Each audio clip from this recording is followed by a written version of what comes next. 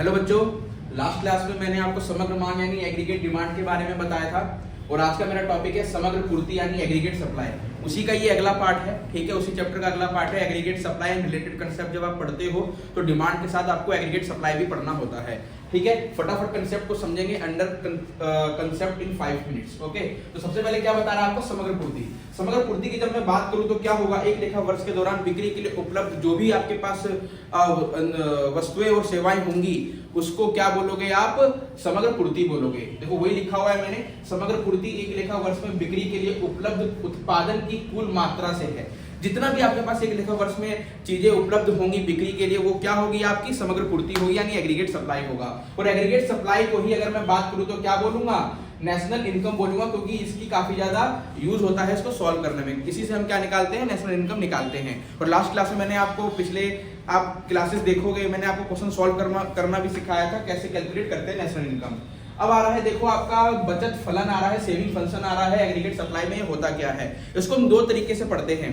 कैसे, सबसे पहला है आपका औसत बचत परिवर्ती और सीमांत बचत परिवर्ती। औसत बचत परिवर्ती यानी इसको बोले शॉर्ट फॉर्म में तो एपीएस कहते हैं, ठीक है ना। औसत बचत परिवर्ती का मतलब क्या होता है, आपका कुल बचत और कुल आय के अनुपात को हम क्या बोलेंगे, औसत बचत परिवर्ती बोलेंगे। इसका फॉर्मूला क्या होगा, APS equal to S upon में वाई होगा, ठीक है। और जब मैं बात करता हूं सीमांत बचत परिवर्ती की, तो सीमांत बचत परिवर्ती क्या होता है बच्चों, आपका कुल आय में जो परिवर्तन है और बचत में जो परिवर्तन है उसके अनुपात को हम क्या बोलेंगे, सीमांत बचत परिवर्ती बोलेंगे, यानी MPS equal to delta S upon में डेल्टा वाई, ठीक है। इसके बाद मेरा टॉपिक आता है बच्चों एपीएस की विशेषताएं, यानी अगर आप देखोगे औसत बचत परिवर्ती एपीएस है ना, तो औसत बचत परिवर्ती की विशेषताएं हैं। मैंने यहाँ पे 4 विशेषताएं लिखी हैं, 4 विशेषताएं काफी है समझने के लिए। सबसे पहला क्या कह रहा है, एपीएस का मूल्य शून्य नहीं हो सकता। भाई क्यों नहीं हो सकता एपीएस का मूल्य शून्य, सॉरी एपीएस का मूल्य शून्य हो सकता है। मेरे माइंड में चल रहा था एपीसी चल रहा था बच्चों।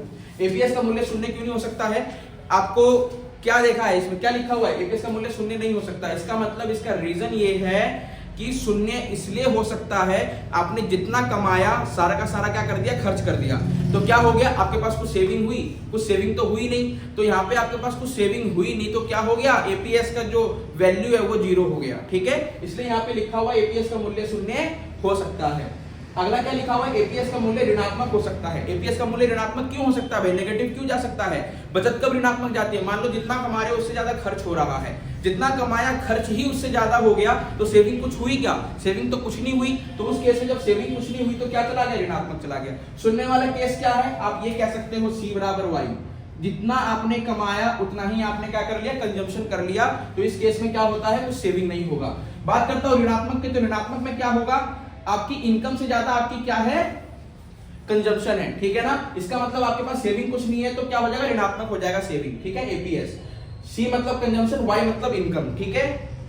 एपीएस का मूल्य इकाई के बराबर नहीं हो सकता भाई। एपीएस का मूल्य इकाई के बराबर हो सकता है, मान लो जितना आपने कमाया क्या सारा सेव कर लोगे, कभी नहीं हो सकता ना। जितना आपने कमाया है, जितना भी आपकी अर्निंग है, सैलरी है, उसमें से कुछ ना कुछ आप सेव करोगे। जब कुछ ना कुछ आप जब सेव करोगे तो कुछ ना कुछ खर्च करोगे, और जो खर्च करने के बाद जो बचेगा वही तो सेव करोगे ना। तो इसलिए एपीएस का मूल्य इकाई के बराबर कभी नहीं हो सकता, ठीक है। जितना कमाया है कभी भी सेविंग उतनी नहीं होती है, हमेशा उसका कुछ पोर्शन होता है, ठीक है ना। एपीएस का मूल्य इकाई के बराबर का मतलब है ये कभी भी आपका एपीएस कभी भी 1 के बराबर नहीं हो सकता है, ठीक है। यानी जितनी सैलरी है उसके बराबर कभी नहीं होगा।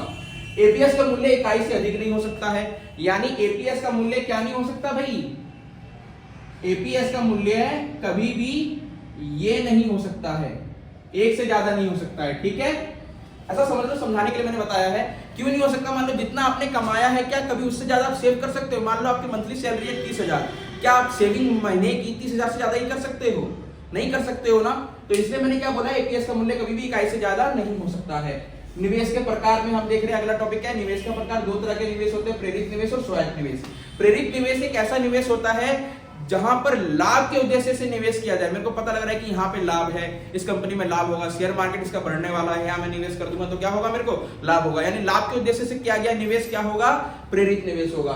स्वायत्त निवेश, स्वायत्त निवेश क्या होता है बच्चों, स्वायत्त निवेश एक ऐसा निवेश होता है जो आपको ना चाहते हुए भी करना पड़ता है, ठीक है ना। जैसे मान लो आपको जिंदा रहने के लिए बुनियादी आवश्यकताओं की जरूरत पड़ेगी ना, तो बुनियादी जो आवश्यकताएं हैं उस पर जो आप निवेश कर रहे हो वो क्या है, स्वायत्त निवेश। जैसे रोटी, जैसे कपड़ा, जैसे शिक्षा, जैसे आपकी दवाइयाँ, ये ऐसे निवेश है जो ना चाहते हुए भी हमें करने पड़ते हैं, उसको हम क्या कहते हैं, स्वायत्त निवेश कहते हैं। ठीक है बच्चों, तो स्वायत्त निवेश ऐसा निवेश जो आपको करना ही करना है। ठीक है ना, मैंने इसके बारे में डेफिनेशन भी लिखा हुआ है। देखो मैंने आपको पहले पार्ट में समग्र मांग बताया, दूसरे पार्ट में मैंने आपको समग्र पूर्ति बताया। ठीक है, कल के पार्ट में मैं आपको बता दूंगा इसके बारे में क्वेश्चंस कैसे आते हैं, न्यूमेरिकल क्वेश्चंस।